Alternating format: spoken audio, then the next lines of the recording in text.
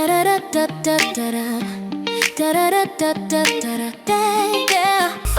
your path with the knowledge of others and become an illuminator for those who struggle. Guide their way just by being true and being in alignment, because it comes naturally to you. On self-discovery wisdom, we share to find inspiration with lessons for millions. We hope you listen. Good morning, good afternoon, and good evening, everybody. Welcome back to another edition of Raising Our Gifted Children right here on selfdiscoverywisdom.com. I'm your host, Sarah Troy, and my wonderful guest today is Dr. Susan Blumberg. We're going to be talking about neurodivergency.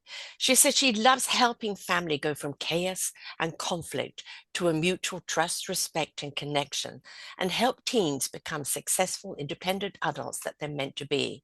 She helps all teens, but loves working with neurodivergent and twice exceptional teens. She specializes in working with youth and adults on nonverbal learning disability, autism spectrum disorder.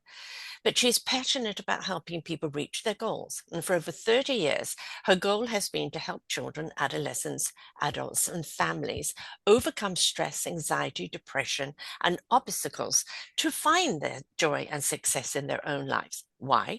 Because working with families and individuals to achieve their goals in their life is her goal in life, and to a great satisfaction in supporting clients through their rough times and helping them think through the issues and resolving emotional and behavioral patterns.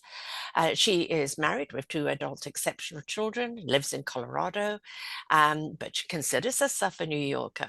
Her background is in cognitive behavior therapy, informs her work as a life coach and to help people set their goals, plan their journey, and achieve their success. She's also worked as a licensed clinical psychologist for over 20 years in mental health agencies, private practice, and for the federal government, overseeing child welfare adoptional services in the Rocky Mountain region.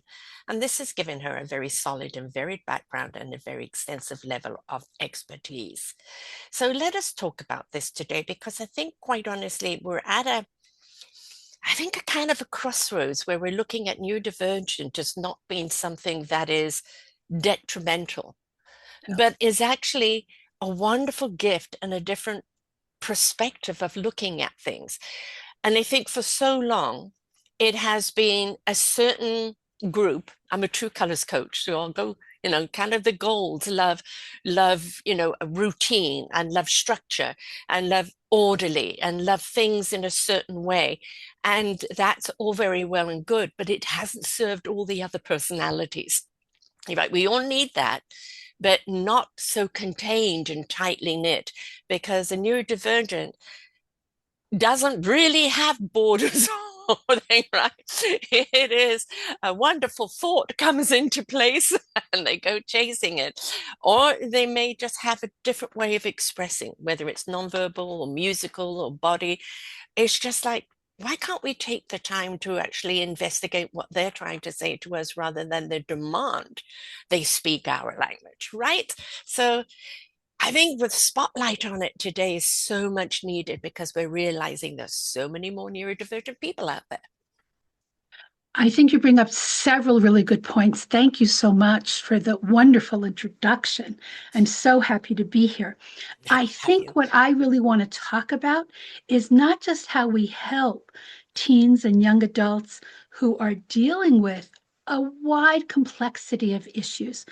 I like to think of neurodivergency as their brains being wired differently. Yes. Right? When we first identified my oldest child as having some neurodivergency, she was 3 years old. And we saw that her cognitive and communication skills were at 1.5 years higher level than her age, but her fine and gross motor skills were 1 year below her chronological age. So we had a 2.5-year gap. That's the definition of being twice exceptional. You have giftedness and you have disability labels. And those gaps are what makes it difficult for twice exceptional kids to be able to cope with society the way it's currently structured. Yes.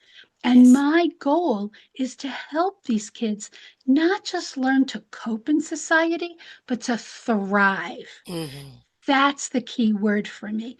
And so the supports that these kids needs, the supports that the teens and young adults needs, they change over the lifespan.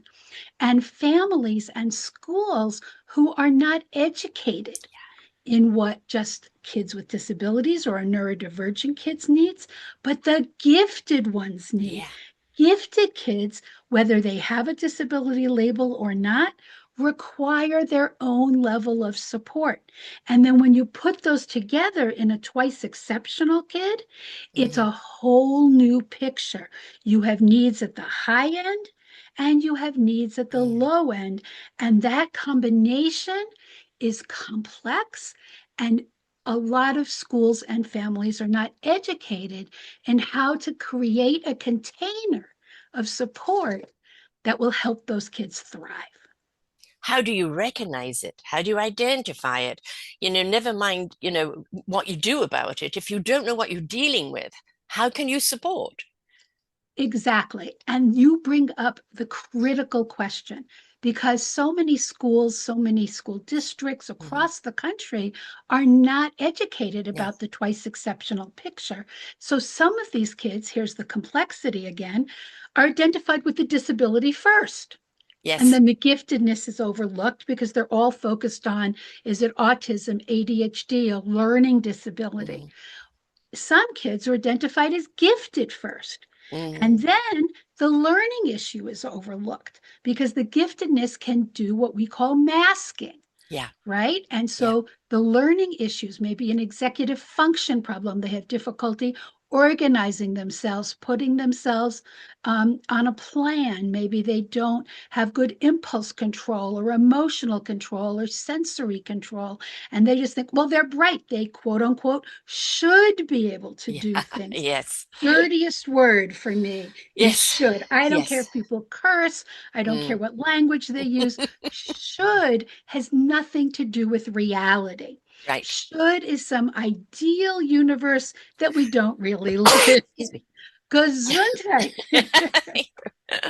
And so, if they're gifted and then the learning issues or the emotional issues are overlooked, depression and anxiety because they don't fit into society also can complicate the issue. Or if the disability, ADHD, a learning issue such as dyslexia or reading problems, dyscalculia, math issues, or dysgraphia, the issue about taking the words in your brain and getting them on paper. These are all the learning issues. If those are identified first, sometimes school overlook the giftedness issues because they're masked by the disability. So my Mm. job has been to help families look at these complexities. And so the first thing I do is help with the 8 critical executive functioning skills. We look and see what's missing and where we need supports. The second thing I look at is communication skills, Mm. helping families learn to communicate with a common vocabulary and framework so the families aren't in that chaos and conflict you Right. mentioned. Mhm. They In can work flow. together as a team. Mhm. And the third thing I do that you also mentioned is teach the independent skills that the parents are not doing things for the teens so the teens can learn to become independent adults. Right. This is all critical to support both the gifted kid and the neurodivergent kid.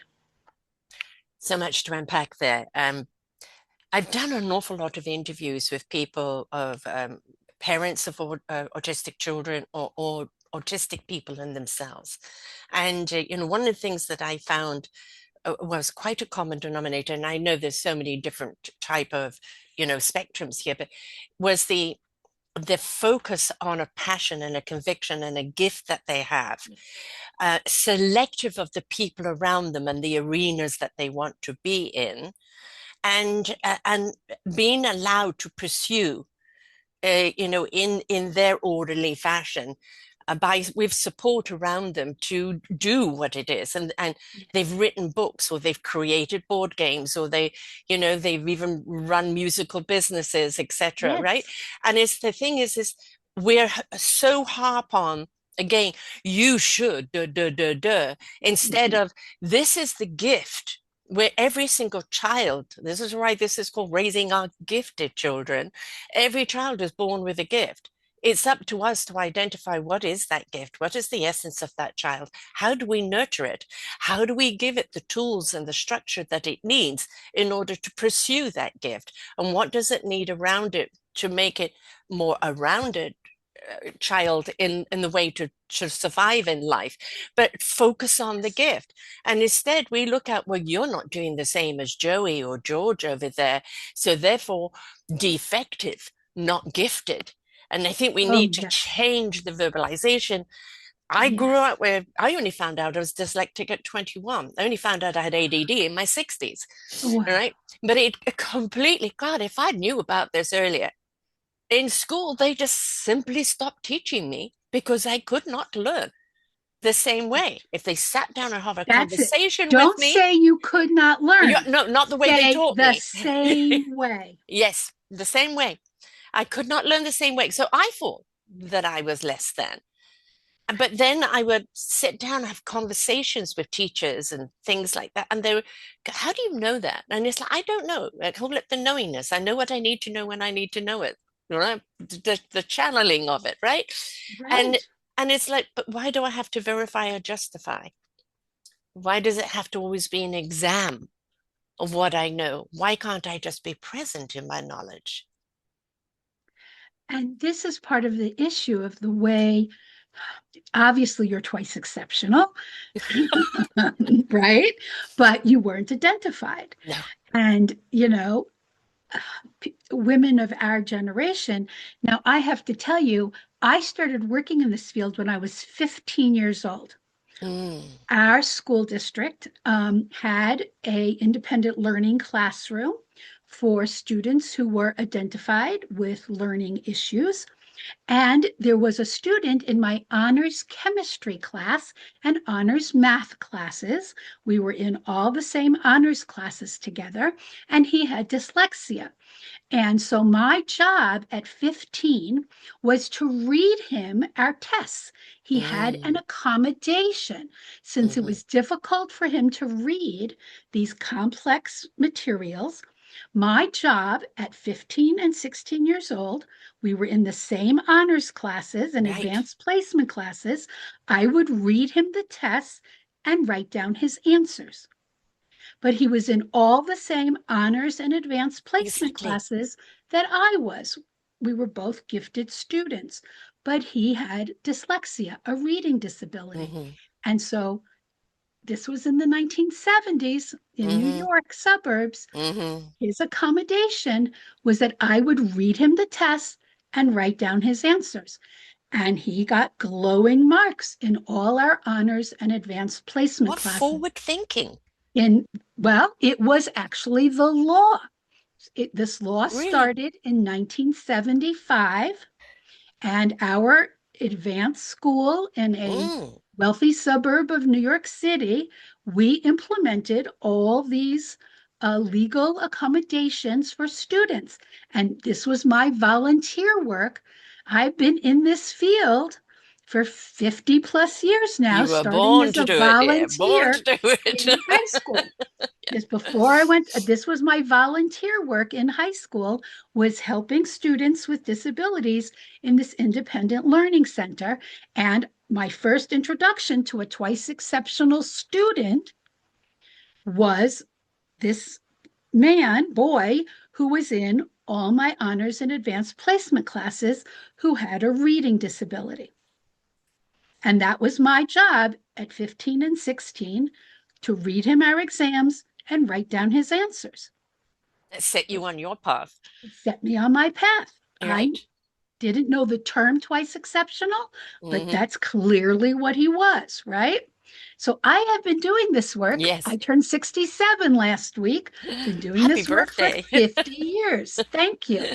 But I now have two twice exceptional students children of my Mm-hmm. own Mm-hmm. who are 27 and 30. They're about to have birthdays in May, so they're about to move up. My kids are identified as twice exceptional as well. One is highly gifted, one is considered profoundly gifted, very high IQs. My son has ADHD and anxiety. My daughter carries 5 disability labels: Mm-hmm. autism, nonverbal learning disability, which doesn't mean she doesn't speak. It means you have difficulty with nonverbal skills, such Mm-hmm. as fine and gross motor skills, social skills, and visual spatial skills, such as math and directions and handwriting. She also they have a label of panic disorder, Tourette's syndrome, Mm-hmm. and sensory processing disorder. Mm-hmm. So, yeah. So I ended up Well, she was born to the in right my parents. 30s and 40s Yeah. having 2 children with the same labels that I already worked with in my field. They always say children choose their The parent. serendipity. Oh, this is the mum to go to. Yes, exactly. That's what my family always said. Yeah. They picked the right mother. Yes. I was already in the field 10 Mm. years before my children were even born. And then I had children who need my own services. The benefit of But that is the fact you could recognize it well, because you that's were it. in the field. How What many it parents don't? means Yeah, is that I can say to my clients, I live the same life you do. exactly. Exactly. And I do believe that, I mean, sometimes you have a parent who just doesn't know what to do. Um, and we do have resources today like we never had before. I mean, Exactly. I don't, my dyslexia is partial, so I'll reverse letters and reverse things. Don't give me forms. I can even be pointing and have to fill in that form and I'll put it in another place. Yes. It's, and I always know where my stress level is because let words start reversing, but I can still read. But I could read something and maybe change the words around, but I could still read. So it's not quite so severe. Um, but I think one of the things is that identification of what the obstacle is, what the Yes. challenge is, and not look at it as a disability, but rather as a challenge. So I decided to look at all the things that I have because I have some physical things as well as just my challenges to meet, right? And it's like, yeah, sometimes they can all be daunting and frustrating. Especially kind of, the ADD is that, squirrel. Sparkly things. Yeah, exactly. I'm busy. I've got to do this today. And if I don't focus on this, it's whoop, I'm over there. And the next thing you know, time's run out and I haven't done that. And then it's the 11th hour and everything. But I also do think that my most creative work very often could be in the 11th hour. Yes. And I think it's like, don't beat yourself up because you're not doing things the way that others say you should, right? Find, There's that word. yeah, there's that word again. But do things in the way that you can hold yourself accountable. Oh, I'm going off track. I need to pull myself back into place now. Concentrate, focus. What do you need to do to get back into focus? But know yourself. And you know that if you are in 11th hour, that's where your creative juices go, then so be it. It is what it is. Just make sure your 11th hour is free. Well, you bring up again 2 points that I want to address. One is for the teens that I work with, 11th hour is incredibly stressful because they Mm, don't know how to cope with that. And so a big piece of what I do is help them learn to learn skills to mhm, help them cope with all the demands that they have. And so a lot of what I do is help them accept who they are, mhm. because for teens, it's very difficult to be different than everybody else. The peer pressure is I know. overwhelming, It's cruel. overwhelming. And a lot of them don't accept their diagnoses or don't want to admit them or even get help Mm. because being different is very difficult for teens. Stigma. So Mm, difficult. mhm, So difficult. And so a lot of parents come to me and say, my kid doesn't want to go to therapy. My kid doesn't want to see tutors because they don't want to be different than other kids. I spent 40 years as a special education advocate, which is a situation where parents hire me to help go into schools and get their kids the supports and accommodations that they need in order to be able to cope in the school setting. Because the individual education plan or 504 plan, which are federally mandated plans to get special education services and accommodations under federal law for kids with disabilities, schools vary in their support of those plans and their ability to provide the services. And parents often need outside support, somebody like me who's experienced and knowledgeable in federal law, in order to get what they're legally required to have. Right. It's a very complex situation. Some schools are great at it, some schools are not. And someone like me can come in and act as an objective third party to negotiate with schools and get the supports that students need. But students are still sometimes reluctant to take advantage of those services because they feel like it singles them out from the other students. And it's true. It does. But what it also does legally is it levels the playing field, right? The point of accommodations, it's like a wheelchair ramp, right? Right. Students can't access steps because they're in a wheelchair. And a ramp allows a wheelchair to go up. There's a wonderful cartoon that I really love where the maintenance person is shoveling the steps, but not the ramp. And the kid in the wheelchair says, but if you shovel the ramp, everyone can go up. Exactly. The people who are in wheelchairs and the people who are not in wheelchairs can all go up the ramp. But if you only shovel the steps, only some kids can go up. And this is the point to me, is that a lot of accommodations help all students.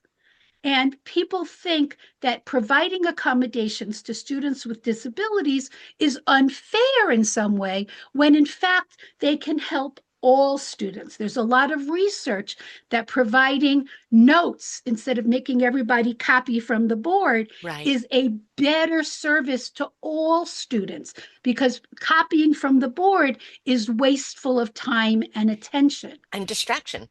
And it's so distracting. Yes. And that, for example, providing notes electronically instead of on paper is a better situation. It shouldn't just be something that students with disabilities have. This is called universal design for learning. There's a lot of research about it, but a lot of schools are still reluctant to provide such services.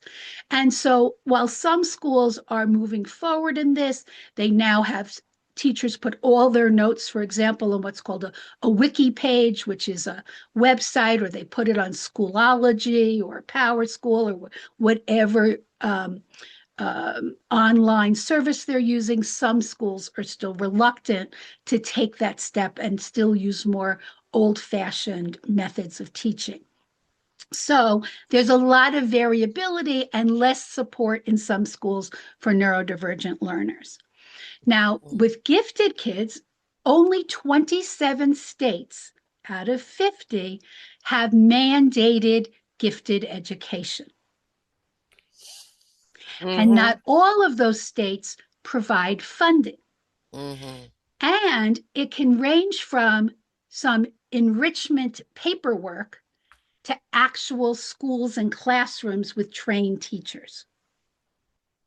Now, all 50 states have gifted students in them. Exactly. But not all states provide services for gifted students. And some of them don't start until third grade or later. And some of them don't have gifted education, for example, at the high school level. And so this variability in providing support for gifted students means that parents have to work hard to get support for the gifted student. So think about this. For the twice exceptional student who has a higher IQ, and there is a cutoff, 125 or 130, depending on the state. So being smart is not the same as being gifted. Mhm. right?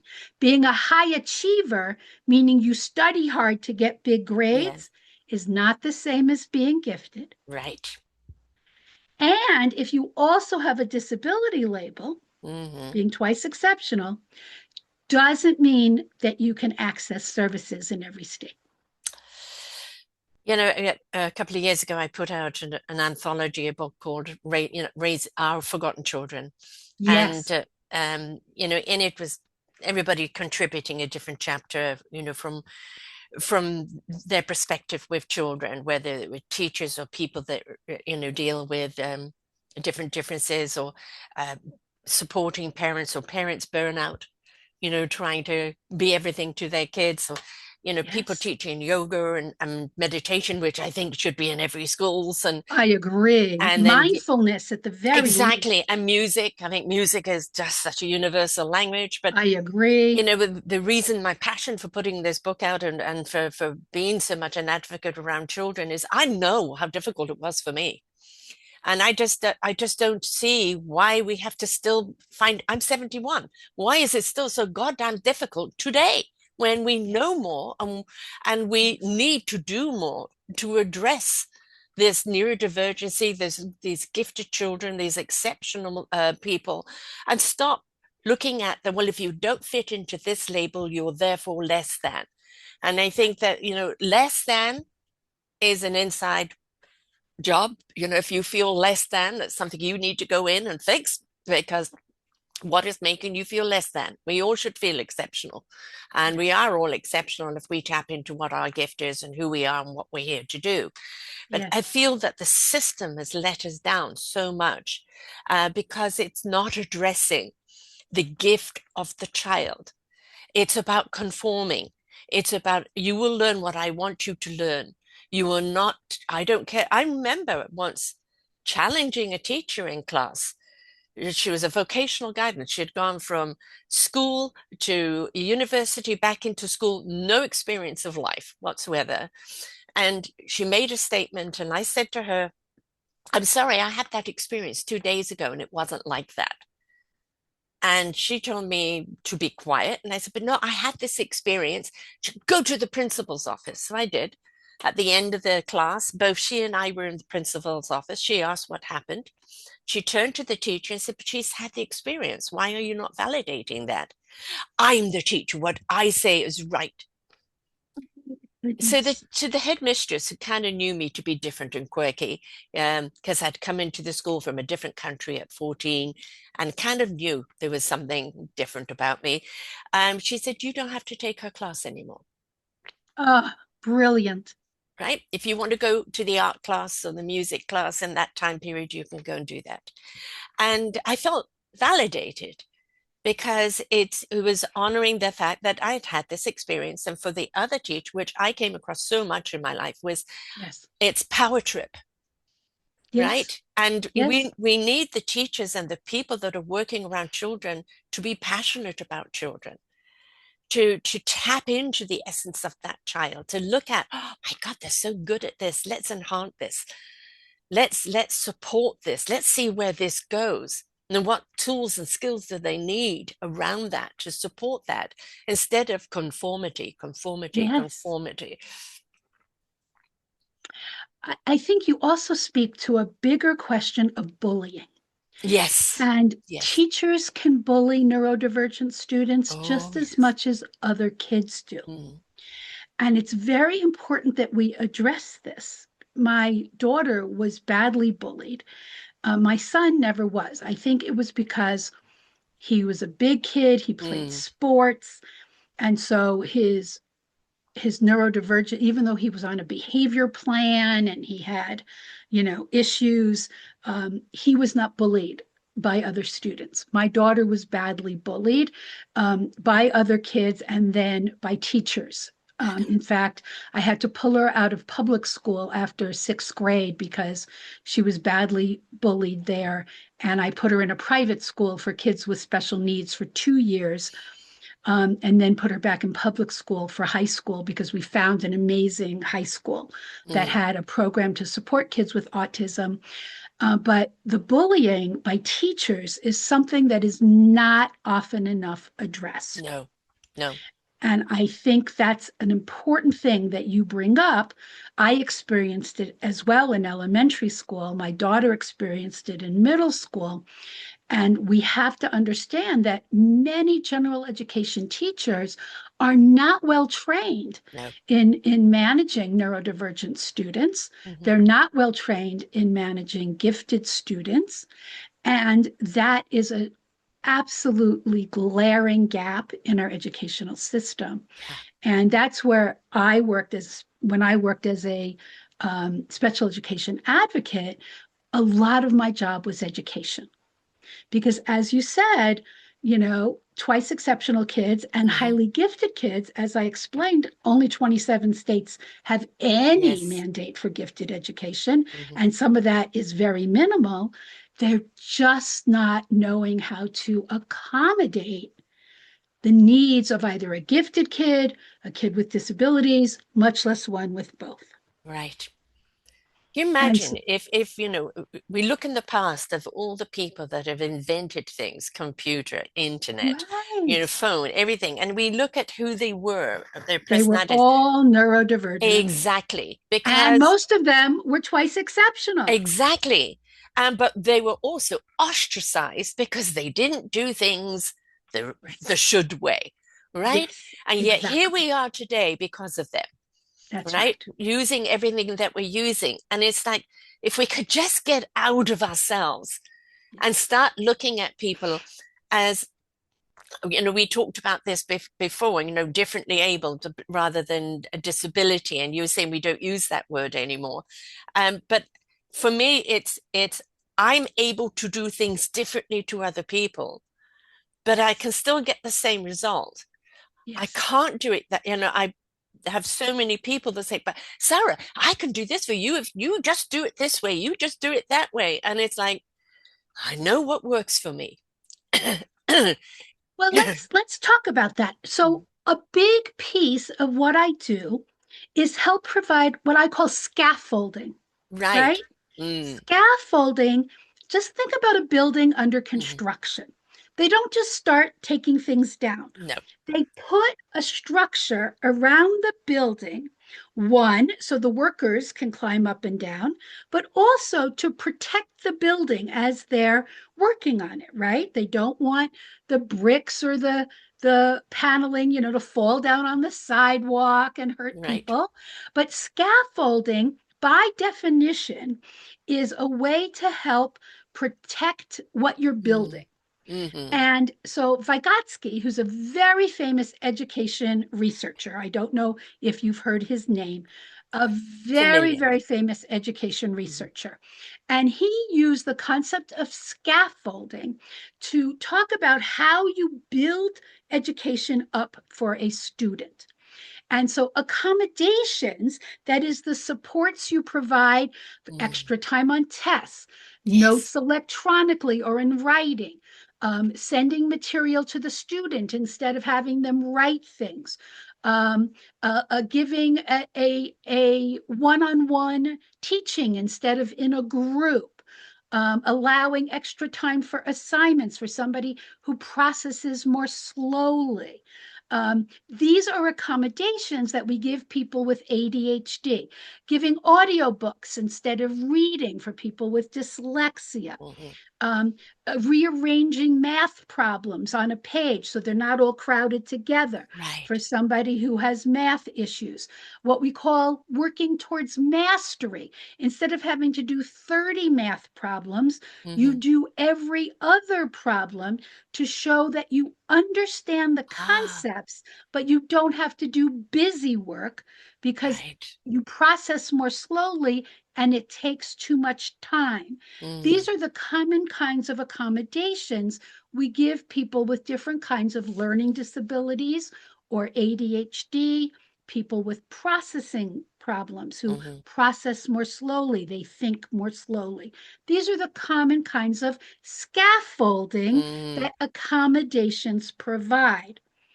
Another kind of scaffolding is what we call executive functioning skills. Hmm. a big issue for people with spectrum disorders, nonverbal learning disability, ADHD, is that they're disorganized, Yes. right? Sparkly things, squirrels, Yes. um, but also because they easily get distracted. They Yeah. have attention and focus issues. And so there are eight core executive functioning skills. And the free gift I'm giving to all our listeners Mm, is my handout about these eight core executive functioning skills. And they're much more than just use a planner or write a schedule or a to-do list. Those are just the most common ones that neurotypical people think about. right. They also include things like working memory. So, do you know what working memory is, Sarah? Mm-mm. Do tell, do tell. Okay, so working memory is your ability to remember a direction, Mm-hmm. or, for example, a telephone number. Mm-hmm. So if somebody says, here's my phone number, do you have to write it down or can you keep it in your memory? I have to write it down. That's If because, I do it enough, then I can remember it. But it has to right. be written first. So according to neuroscience research, working memory is 7 digits, plus or Mm. minus a couple. Phone numbers, when you and I were young, Yes. just were seven Yeah. digits. But now you need the area code. They're Mm-hmm. 10 digits now. Mm-hmm. Most of us can't remember 10 digits. We have to write it down. Or reverse the numbers and call the wrong Or we person. reverse the numbers if you Yeah. have dyslexia or Yeah. dyscalculia. So we have to write them down because most of us cannot remember 10 digits in our working memory. It's short term memory. Right. Think about at jobs or at school. Does the teacher give one direction at a time? Mm-hmm. They usually give two or three. Mm-hmm. That's a hell of a lot more than 10 digits. Yes. Yes. So we can't keep that in our working memory. So when teachers say, get your math book, get this object, go back to your desk and start the assignment on page 47, any kid with working memory issues or executive function issues can't remember all those directions. Which book? What page? Yeah. Right, right. Yes. Okay. Or Yeah. they are wandering around the room Mm-hmm. because when they went to get the math book, they got distracted by Yes. an art project on the desk next to them. Yeah. And they don't make it back to their desk in a timely fashion. And exactly, they forgot what page they're supposed to Right. turn. So, Relate. right. So, working memory is an executive functioning skill that many kids with ADHD, autism, and learning disabilities struggle with. So we have to teach strategies which include breaking down into smaller chunks, giving directions in writing, Yes. having directions on the kid's desk on a note card or a sticky note that they can refer to. Right. There are a number of strategies we can use to help with this, but writing the directions on the board so people can refer Mhm. to it, redirecting the student before they get in trouble because it's Mhm. not their fault that Right. they can't follow the directions. There are a number of scaffoldings we can Mm. do to help with this executive function skill. This is something recently I've kind of investigated of how, I've just celebrated my 14th year as a podcaster. And thank you, Congratulations. thank you. And, starting off, I look at how my show postings used to be as opposed to what they are now, and you evolve as you learn, right? And Yes. I mean, when I learn something, I can do all of that type of thing kind of in my sleep now because it's repetitive. And so Yes. that is okay. But yes, my calendar has that. When my daughter, can you pick me something up? She knows text. Don't give it to me verbally. I get to the store, I have no idea what you want. So I need to open up that text. and make sure, and I check that text 2 or 3 times before I leave the store, because I go down one aisle and you go down another aisle, you've forgotten that one. So yes, Right. the writing down is really important. And I think, going back to find out what works for you. And that's trial and tribulation, right? And the other thing is, don't criticize someone because they don't do it your way. Well, what do you mean you can't Yes. remember? No, I'm Yes. sorry. My process says write it down. Please write it down. When anything I do, I ask people to write it down. Once I've read it and I've gone through the process a few times, especially if it's something I have to do often, I don't have to think about it anymore. But I've got to see the written A, B, C's, and D's for it to get into my mind as a memory. Exactly. And I need to kind of have the written and the show me at the same time for it to Yes. penetrate, right? See? All of that is a working memory issue. And so Hmm. you have built scaffolding around yourself because you Yes, know working memory is a weakness. And yes. so you have built the scaffolding around that to help support your working memory. I remember there was a girl in school that was what you call a textbook student, right? She got A's on everything. She could remember everything. And, here I kind of off there. And literally, they had a fire drill one day and they didn't even notice I was missing. Oh no. Oh So I was the no. kid at the back of the class because they didn't know how to teach me. So at 16, I just exempted myself from school because what was the point of being there? I learned more from interaction and life than I ever did from Yes. school. But I remember being envious of her, of like how she remembered everything, and she could refer to this and she could refer to that.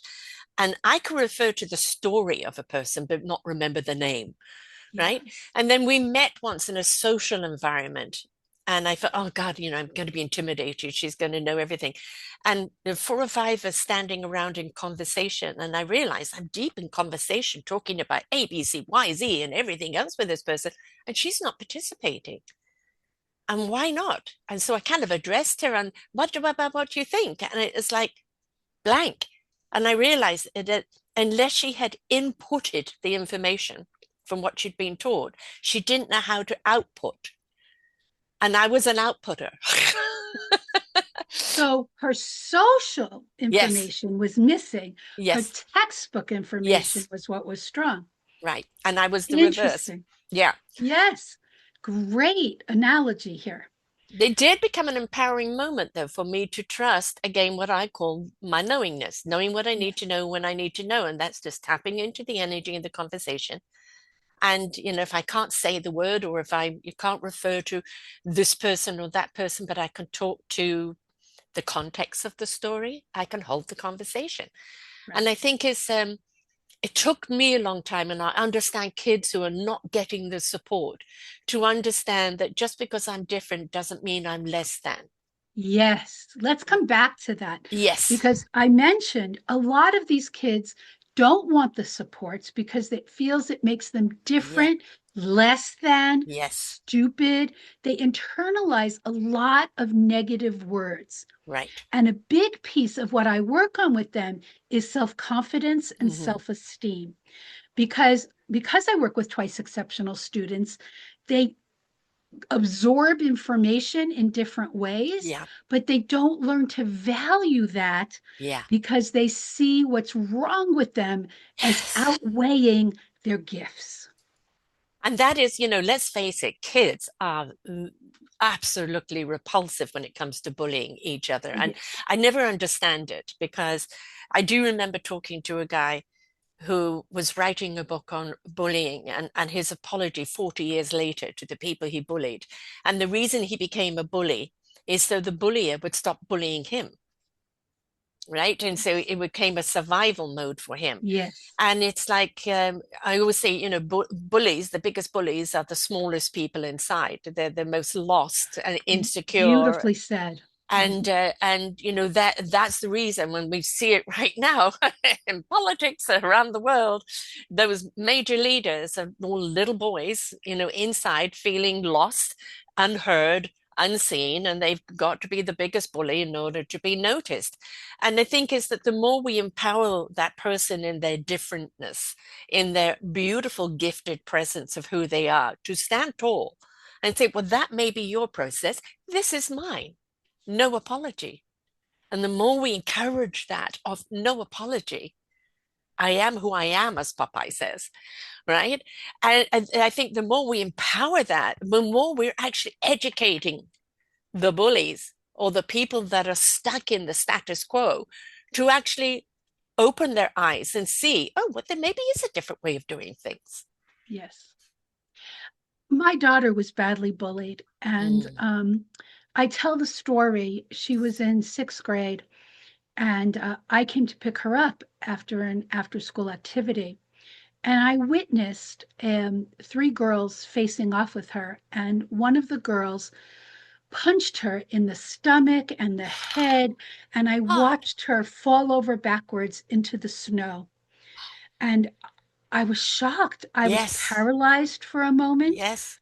I was speechless. I raced out of my car to go get her. The girls ran away, and I took her straight to the police station to Mm. file a report. And the next morning, I brought the police to the school. The principal wasn't even willing to meet with us. I had to walk the halls of the school to find the principal and bring her back to meet with the police. My daughter identified the girl, and we had the parents come in, and the school wanted to minimize the Of situation. course. And I forced them to make changes to Good. remove my daughter from the classes where she was with this other girl and to suspend her. But what I realized, this was a catalyst for me Yeah. in my thinking that I had to be an advocate for my daughter Yes. and that all parents Hmm. had to be advocates for their children. Hmm.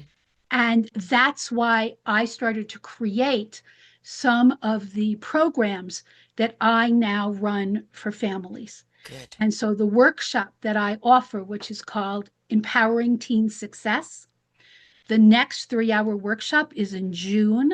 I will make those links available as soon as they are Hmm. available to you, so you can make them available to your audience. It'll be posted on my links on Facebook and Instagram. Empowering Teen Success is about parents becoming advocates for their Yes. kids because schools and other places may not stand up for our children. And so Yes. we as parents have to be the advocates for our kids that nobody else might be. But the right advocate. That's right. We With don't the need you skills. coming in with fists. We No, need you coming in with accountability, right? with the Holding scaffolding. with the scaffolding, holding responsibility, That's right. um, and not letting go. But it can't come out, it's stand firm, but you Right. have to leave the violence and the anger out of it. No, it's about having the skills Yeah, to support our teens to become the successful and independent adults they're meant to be. That's my exactly. mission statement. You quoted it in my bio. Hmm. So it's And about teaching it's parents how to yes. be the right kind of advocate. And to understand how gifted their children are, That's to right. understand, stop apologizing because they're not like Joey. Stop apologizing or feeling, oh God, I mean, my daughter has a child with Down syndrome, right? And he's just been tested for autism, and we really, ADD runs rampant in the family. And so Yes. we think that obviously there's a dash of ADD in there as well. And she's, I like the way you say that, just a dash. dash. It's gotta be. But it's not about the labeling. It's about what when we understand what the obstacles are, we now can put things in place to face that obstacle, how to make it easier. Now, this child, he's turning 3 in a week. He has wonderful verbalization in his own language. And we talk nonstop like this and give him music, and he speaks volumes in body, Oh, right? Volumes. I mean, I've bought him, tom toms. I've bought him. He just loves playing the drums. He learned to play the drums on my lap, and so he plays drums everywhere. And he's just got such a beautiful rhythm and exuberance for life. So of course people say, well, autism, but he's too social. So he can't have autism. And they said, no, there is so many different spectrums of autism as there is with ADD. Down syndrome is Down syndrome. But even in Down syndrome, you have so many different spectrums in there, There's a right? spectrum there too. So Yes, it's absolutely. identifying what the challenges are going to be. So you can put things in place to recognize it. What does that child need in that support? Right. Right. And so, I think what we need to get away from is label, therefore is, Correct. right? It's Correct. labeled, therefore, what do we need to do? What supports do they need? What Yes. accommodations do Yeah. they need? I said at the very beginning of this conversation that our goal has to be to find the correct accommodations and Hmm. supports to help our children thrive. Yes. I have several friends with adult children with Down syndrome. One is in her 40s now, Hmm. and they are thriving. Yeah. They live independently with a Yes. roommate. They go around the city participating. They work as a ambassador in a thrift store. Hmm. They participate in social Yeah. activities. They have full and fulfilling lives. And they're But pure joy, yes, right. That's pure right. joy. Just to be around Absolutely. them has to make you smile, you know? Yes. And I know other adults with Down syndrome who speak at professional conferences Yes. about their life, about what you can do to support people with Down Hmm. syndrome. They are professional coaches and speakers. The important thing here is to remember that a diagnosis is not a death sentence. No. It means, just like all the diagnoses we're talking about here today, Mm. it simply means you need the correct accommodations and supports to have a successful and independent life. Very much about aware. When you're aware, you care. When you care, you do something about it, but you can't be unaware anymore. That's correct. Right. So when we're aware of what the problem is, whether we're looking at neurodivergency or anything in our lives, when we're aware of what the problem is, we are now more fortified in order to tackle what that problem is and what That's can we do correct. about it? What is the solution? Most of the time, it's the unaware that is the problem. Yes, I couldn't agree more. And that's what I meant about school systems Mm, being unaware, for yeah, example, of being twice exceptional. yeah, And so they're not providing the supports for either the gifted end, if they identify the disability first, or for the disability end, if they identify the gifted first, right. because school systems are so unaware of this complexity of the Mm, combination. And so I spend so much of my time educating families and school systems about the complexity of being twice exceptional. yeah. And, the thing is, we're in a world at the present moment that is desperately trying to hold on to the box, desperately trying to hold on to, no, we must have things this way. And the reason they want things that way is that the powers that be, it's all about control. If you keep people in the box, you keep them in control. They don't have independent thought. Therefore, they're not going to shake things up. Right. And so, what we need to understand, the universe 8.5 years ago gave me a saying: the universe is going to shake us up to wake us up, for us to step up and change it up Lovely. and grow up vibrationally to a higher consciousness. But also, as a human race, it's time to grow up. Yes. Right. And I think, when we look at our beautiful neurodivergent children and we realize there's so many more of us out there, that we've been here forever and more, but we were just not identified and we were dismissed because we didn't fit into the status quo. And the more we look at our gifted children as the gift that they have come here to share, that is going to illuminate our path as a human race in moving forward. The more we understand it, the more we support it, the more we embrace it, the more we are going to rise up to that higher consciousness and become the solution that we need in the world instead of the problem. We've got to stop boxing people and start Yes. freeing people to be who they are and Yes. support them where they're at. I want to speak to one piece of this that's really close to my heart. There's a lot of books about the educational components of being twice exceptional, some of which are really, really excellent. There are amazing people in this field. I really focus on the parenting piece Yeah. because we as parents, we expect schools to have some education, and I've already mentioned about how that's not true. Right. But parents really struggle because having a twice exceptional kid, and I have two, Right. and I came into this with a lot of institutional knowledge as a psychologist before I Mm-hmm. had my kids. Parenting twice exceptional kids is a triple whammy, Yes. right? Because you can get some education about having a kid with disability. You can have some education about raising a gifted kid. There's very little out there, though it's growing now, about parenting a twice Yes. exceptional kid. Yes. And so you talked about, we're calling this raising gifted kids. Yes. Raising a gifted kid is very difficult. Mm-hmm. Now, many of us are gifted ourselves. I mean, our kids inherit it from us, Yeah. but not always both parents.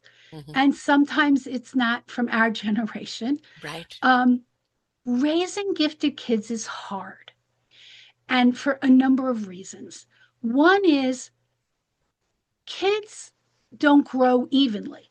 They're Mm-hmm. not gifted in every area. Mm-hmm. Most of our kids have spikes Mm-hmm. and dips. Mm-hmm. That's by definition twice exceptional anyway. Right. Some of our kids are brilliant in math, just brilliant. My son, he for fun, I used to buy him math workbooks at the local teacher store, and he would sit home where other kids colored. He Right. did math workbooks starting at Right. like age 4. I mean, Right. he's just Wow. brilliant in math. Mm. That was his thing. My daughter was more evenly brilliant. She read, my son didn't like to read. He really didn't. And eventually he got into nonfiction, which was a big help. Um, but my daughter read Shakespeare. My Wow. daughter did advanced math. My daughter does arts and crafts. My Mm-hmm. son was just like this math nerd, and science and math. He took every advanced science and math class he could. So kids are uneven in what Exactly. they do. Exactly. Most gifted kids aren't gifted in everything. No. And so you have to have a lot of education as a parent to know how to support a Mm-hmm. gifted child. And then there's executive functioning. Yes. Most gifted kids have executive functioning deficits, Mm-hmm. weaknesses. And so parents are not taught how to support that. No. No. Right. And then when my son was eventually diagnosed with ADHD, which wasn't until high school, Mm-hmm. I hadn't provided him with enough executive functioning support. And here I am, I'm the executive functioning coach, and I never noticed my son had ADHD. Mm-hmm. Great. I have apologized to him hundreds of times. And when he was in ninth grade, I finally had to hire him his own executive functioning coach because he wouldn't listen to mommy. No, no, no. Catch them young, folks. Yeah. Right. So I had to pay somebody else to do my Right. job because Yeah. it was my son, my Right. own son. He Yes. wouldn't listen to mommy. Right. And it was life changing. Mm-hmm. He had his own coach who was monitoring his missing assignments, monitoring his online school stuff, teaching him executive functioning skills. And all of a sudden, my relationship with my son turned around 180 degrees. Yeah. We could watch his favorite YouTube science videos together. Mm-hmm. We talked about exotic cars, which we both had a love for. Mm-hmm. We talked about our favorite TV shows again. We started going out to lunch again. It was like our mother-son relationship was totally revived because we were no longer arguing about school. We were Right. no longer fighting about his schoolwork. He stopped lying to me about Mm. not doing his homework. All the pain went out of our relationship You could just be because mum. I hired the coach Yes. and I could just be mom. Exactly. And that's what, we need to recognize. And that is kind of also leads to a big problem is who are the people that you can turn to? Now, it's wonderful if you can have physical one-on-one, but that means you have to have somebody that's qualified and capable of doing this everywhere. Of course, now, virtually we can have people that can do that, but it's finding the right fit for your child. Not only they're qualified in what they're meant to do, but is there an energetic match between the child and that? Because So important. if they're on the same vibe, then there's going to be cohesion, but if not, there's going to be conflict, right? Yes. So I do see a couple clients in person, a few.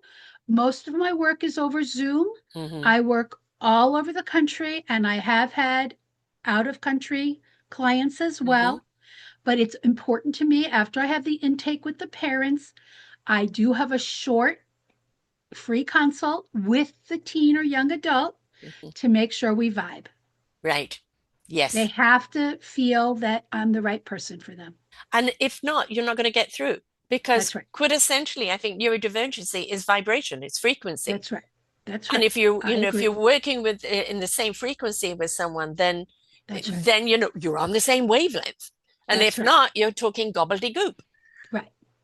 And it's so interesting because I've always worked with teens and young adults. I've been in this field 40 plus years now. Mm-hmm. I get teens and young adults. Yes. Young male teens, I just love them. Mm-hmm. And you know what? I listen to their music. They Mm-hmm. send me videos. I know what bands they like. I get them. And Yes. so once they see that, then we click and then I can help them. And that's what it's about is being neurodivergent, there's always a little bit of on guard, Yes. waiting kind of for a ridicule or attack or somebody Because that's reprimanding their you. reality Yes, with the exactly. teachers, even with their parents. Exactly. So if you find somebody that is not there and that is like, I'm just here to help you navigate. Right. Look at me as a GPS, right? I'm not here to ridicule or tell you you're doing wrong. I'm here to help you Right. with the things that you are struggling with. Right. And then I think it's like, this person isn't going to put me down. This person's here to build me up. Most of them have never met an adult who knows what their life is like, Yeah. who understands being twice exceptional, Yes. who understands, what it's like to have ADHD or autism or dyslexia. Mm.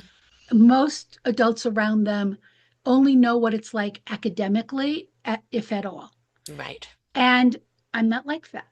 Mm-hmm. I'm a different kind of adult for most Right. of them. Do you And work with people with OCD as well? only if it's part of a bigger picture, Right. not if that's the primary diagnosis. Okay. Because remember, I'm not a therapist. Right. Let's clarify this. I have been a full-time coach for 10 years now. Mm-hmm.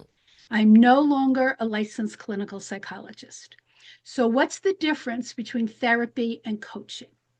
So therapists focus on, even cognitive behavioral therapists, Mm-hmm. focus on feelings, relationships. Cognitive behavioral therapists focus on how your thinking and feelings affect your behavior, Mm-hmm. but they still focus on that larger picture of thinking and feelings. Mm-hmm. Coaches are not like that. Mm-hmm. So as a coach, think about sports coaching. Yes. We have the rules of the game. In my case, that's communication skills, executive functioning skills, and life skills. We identify your goals. What behaviors do you want to change? What result do you want to end up with? And then we identify what are the missing skills. Mm. What skills do you not have that you need to be able to achieve those goals? Mm. And then I teach those skills. Right. So I teach the missing executive functioning skills, the missing communication skills, and the missing life skills. Then the teen or young adult and sometimes the parents, if they're part of the missing skills, go out and practice the skills. Right. Just like a sports team goes out on the field Exactly. and plays the game. You've got to participate, right? Right. If you They don't have to do participate, the it's not going work. to take. Yeah. Right. It's not what happens in my session, except we identify the missing skills, I teach them, and then they go out and have to practice, Right. do the homework. Then they come back to me and we say, okay, what worked? What Hmm. did you achieve? What didn't work? And we tweak. We identify another missing skill. I teach the skill. That's fundamentally different than what a Yes. therapist does. Right. And I think, quite honestly, teaching that is giving them skills and tools to actually understand emotions. Exactly. Right? Why do I get frustrated? It's because I don't know how to apply this or how to express this, how Exactly. to do this. Exactly. So my emotional behavior, you're busy identifying and addressing, but it's because I'm frustrated because I don't have the skill to do A, B, C, Exactly. and D. So, Right. So my primary focus is not their anxiety, depression, or mhm, frustration, only if that's because of a missing skill yeah, or a skill they're not applying correctly. My focus is on identifying the missing skills. They need to reach a goal that we've identified.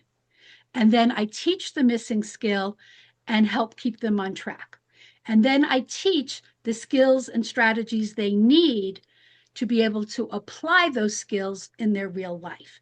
That's the which difference then they can between take that therapy or skill coaching. and apply it to any aspect of And their life. so, It exactly. becomes So, that baseline tool that they can exactly. adapt to anything, which then becomes so self-empowering, right? There you, And do you see? It's a building block. exactly. So it's like, oh, I just can take this same tool and apply it to this.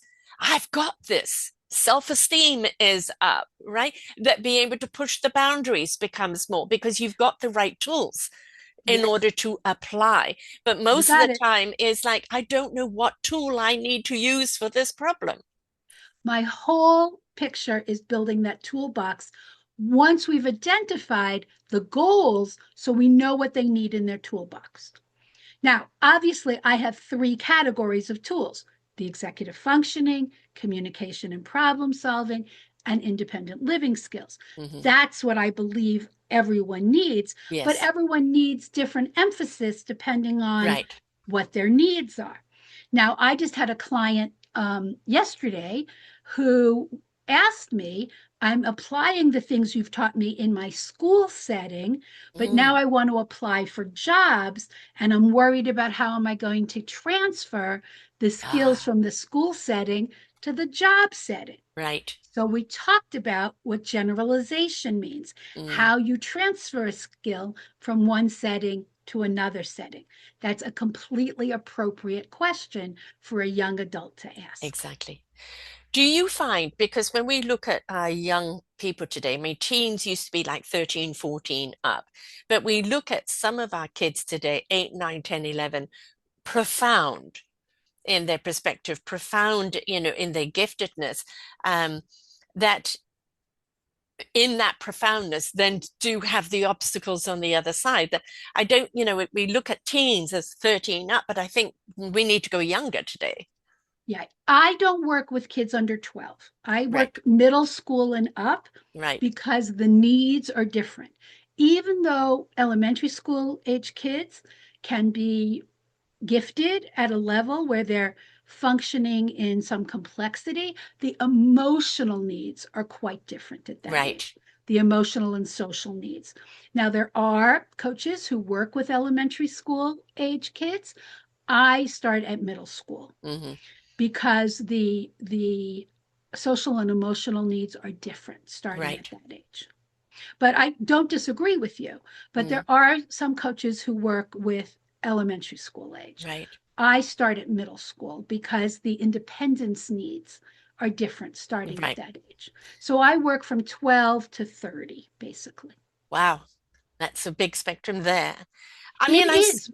But the thing is, you start with the independence needs yes, starting at middle school and high yes, school, and then college age and young adulthood is when a lot of people come to me at that age, college, 20s, who haven't been taught the independent skills in middle school and high school. Their Right. parents didn't have them do chores, they didn't Yes. have a job. And so they're not able to live independently. And so I'm teaching similar skills. Right. And that is actually kind of something that we need to really look at when we have children that are, that have these challenges, is that some people overcompensate and do everything for the child. And it's no, it's it they want to know that they're capable or that they can contribute and that they're a part of. So teach them, but at the same time, teach them in a way they comprehend and they feel they can be a part of it. Don't teach them Exactly. the same way you teach all the other kids, but include, right? Yes. So I teach a concept called chores versus responsibilities, Hmm. right? So when you think of chores, Sarah, what do you think of? Housework. Yes, it is. But when you think about a teenager, Right. what's a chore? Oh, something I have to do and I don't want to do, and mom's going to make me do. There's it. Yeah. That's the key thing. A chore is when the parent is supervising the kid. Right. So then what's a responsibility? In order to please mom and get it done.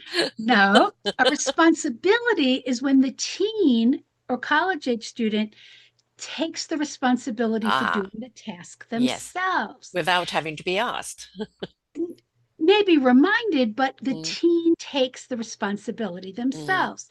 And so, what I teach, and this is the transition from childhood to adulthood, is the parent stops monitoring and supervising the chore, and the teen starts taking responsibility mhm, themselves.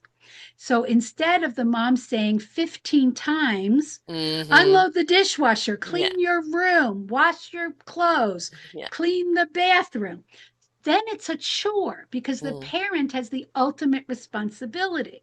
I mean, control. right. It becomes a responsibility. Perhaps there's a list posted in the Yeah, kitchen of what the jobs are and which kid is supposed to do them. yes. I don't have a problem with that, but it becomes the teen's responsibility Hmm.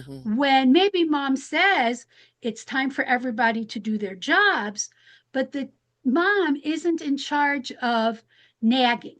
Right. You're not My goal is to overlooking, you're trusting. eliminate nagging, Hmm. right? So kid says, "Oh, I want to go out on Saturday night. I have to clean my room.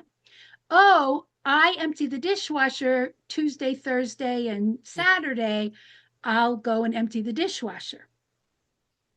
And Right? that's kind of the routine because, when you have these challenges, routine is one of the hardest things. But when you get into a routine, it becomes a comfort because Exactly. it's something that, you may need to be reminded, but it's a routine. I've got this. It's not an Exactly. expectation anymore. It's just something that you know how Right. to do. It's a routine. Or we finish dinner and, one of my kids sets the table, so the Hmm. other one clears the table. I Exactly. don't have to say anything anymore No.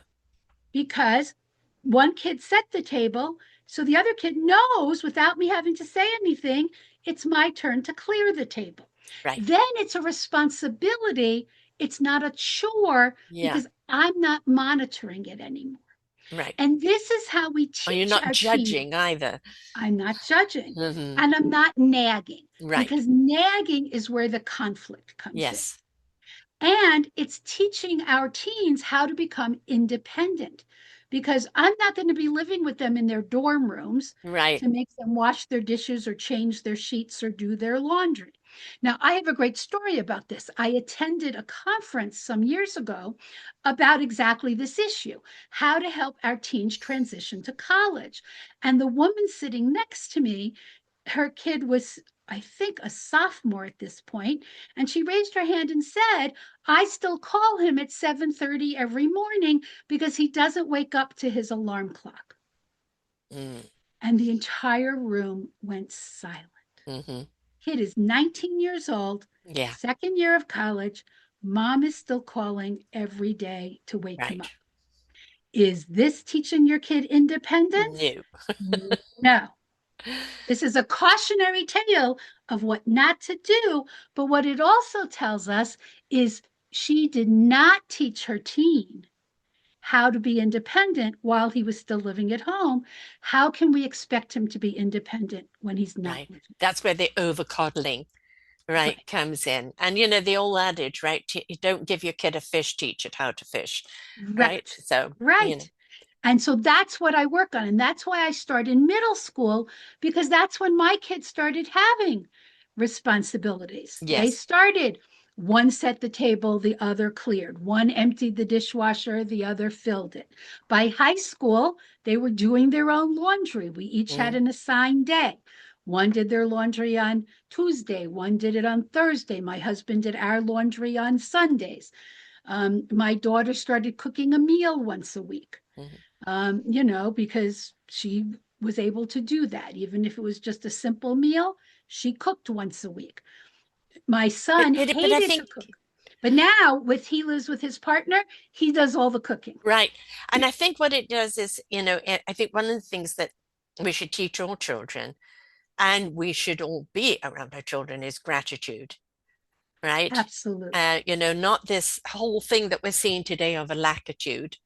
It's about gratitude and being grateful for what you have, being grateful for the fact Such a that you good can point. do this, um, being grateful for who you are and for the parent support. And I think if we could teach our kids a sense of value in the gratitude, a sense of value of even the little things they do, and that there we can start right when they're young, when we identify any child actually, is that appreciate when they do something and say, oh, thank you for So helping important. me. Thank you for this. Thank you for that. Right. Absolutely. Just because it's Yeah. their chore or responsibility doesn't mean we don't say thank you. Exactly. Exactly. I used to say thank you to my dog when she brought back the ball, and somebody said, "You say thank you to your dog?" And I said, "Yeah, she brought back the I say ball." thank you to my chat GPT when I I'm do working on my too. I social even say media. please.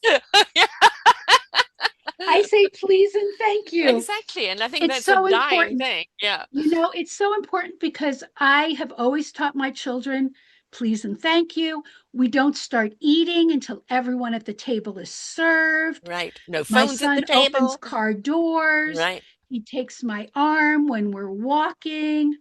He holds my chair. We're very careful about table manners and about social manners. I think you start teaching that at a very young age. Very young age, no matter what. No Yes, matter what. Um, because when we do see some children today, they don't know how to read, they don't know how to communicate. And they may not even be neurodivergent. It's just that the world has become very much emoji. And that brilliant TV show, Adolescence, really kind of showing us that. If people haven't seen it, please do, because it was a wake-up call. Um, and it's like there's so many things changing around the children today of emojis and what this means and what that means and what they get offended with. The more we build their self-esteem, no matter what their challenge is, the more we show them that they are beautifully awesome in their flawsomeness and that they're capable and that we're there to support them, the less yes, likely that the bullying is going to happen, or they know what to do with it, they know how to speak out, but they know how to step into their own empowerment, which is so, yes, so important. Now, I know you've got yes, a book coming out later this year, which yes, I want you to come back and talk all about, but just tell us I what will. what it's going to be about. It's about parenting your twice exceptional teen from Mm, A to Z. excellent. Literally, the chapters are labeled A, B, C, D. Each chapter is about a different aspect of parenting your twice exceptional teen. It's going to be published this summer, launched August 8th. I will send you all the information about the launch. And it will be added to her show page for sure. And of course, you've done another book too. Let's just mention that. I actually have co-authored 7 books about communication and Mhm. marriage. It's called the Fighting for Your Marriage series, on a variety of different aspects of communication, and one called Parenting Your Sensory Sensitive Child, helping children with sensory processing disorder. You've got to come And back. That's one we have to talk about. And also how many marriages break down when there is a neurodivergent child in the family. So I will really want you to come back. oh, we could absolutely Yes, talk about that. absolutely, because I feel this so many families do break up because of They do. they don't know how to deal with it, or they take it as an affront. I would Or, love to talk about yeah, that. so she's coming back, folks. We've got so I much would more to love talk to. about. Thank you for the invitation. My I pleasure. also have a gift for everyone Yes, here. yes. And my gift is called Stress Less and Do More. And it's about the 8 executive functioning skills we talked about today. We only talked about working memory, but there are 7 more important executive functioning skills. And it not only explains them, but gives hands-on strategies you can implement right away with your family. And you can find that at stressless.Dr. Susan Blumberg, BLUMBERG.com, also her site, drsusanblumberg.com. You can reach contact her there. She's on LinkedIn, Susan Blumberg, Ph.D., Facebook, Susan Blumberg, Instagram, Dr. Susan Coaching. So you can find out, of course, when the book is going to be launched, Facebook, Instagram. It will also be on her site. It will also be here. All you have to do is put in her name, Dr. Susan Blumberg, and everything will come up because we'll keep abreast of that. But we're going to do a show before that because, yes, hypersensitivity and parenting, that has to be addressed. So we have to, next show, most certainly. So sounds great. I am so happy to be invited back, Sarah. This was a wonderful conversation. Yeah, it certainly was. Thank you so much. I've learned so much here today, and it gives me hope. I mean, I wish this had been around when I was younger. But even knowing it now, it takes off a lot of guilt that you didn't fit in, that you weren't perfect, or you didn't do this, that you weren't the odd one. That, you take the guilt off. Yes, as Popeye says, I am what I am. And I can stand tall in who I am. This is the way I was made. And I think it just gives an awful lot of relief to people to actually understand that it's okay. It's okay. Yes. All we have to do is learn the navigation. That's right. And get the scaffolding up. So the scaffolding. Yeah. That's my message. Yeah, And exactly. I'm happy to help families create that scaffolding. Excellent. So have you back, got to book you, and we're going to have to talk about obviously the parenting and hypersensitivity, because that is so important. So thank you so much for being here today. Thank you. I've so Thank you enjoyed for this. inviting me. Been an absolute delight. And to everyone else out there, you know somebody, or you are someone, or you have a child that is dealing with something. Again, when you're aware, you care, you do something about it, the empowerment is there. There are people like Susan that are here. It is her life's journey, her life's gift, in order to help you and help your child navigate through this and be as beautifully, awesomely flawsome as they can be, because they are so gifted. And let's let their gift be free. So until next time, folks, bye for now. We hope that you enjoyed the show. There are so many more for you to listen to right here on selfdiscoverywisdom.com. Come and hear the illumination that's going to shed light on your path. Find your path with the knowledge of others. Become an illuminator for those who struggle.